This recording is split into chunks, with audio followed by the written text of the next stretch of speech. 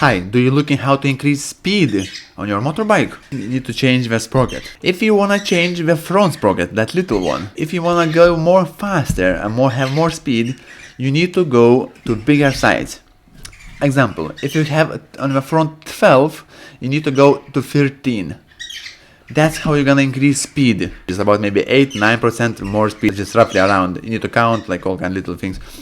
But if you wanna increase more, you can go from 12 to 14. Because of that, you're gonna lose the torque. Will be less power. You're gonna increase speed. So if you wanna have more speed from front sprocket, go to bigger size. From 12, go to 13. But leave the back. Don't change nothing on the back. So from 12 to 13, that's how you're gonna increase the sprocket.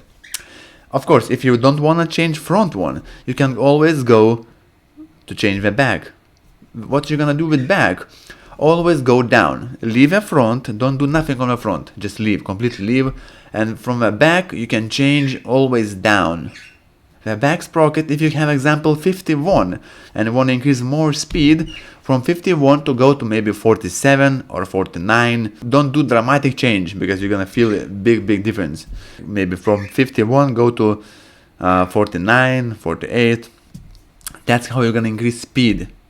But of course, don't remember, you're gonna lose the power, the momentum of torque.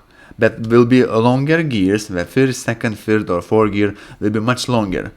If you're driving to trails, for example, or somewhere where it's more open, of course you need longer gears, because short gears is not comfortable. Just example for me.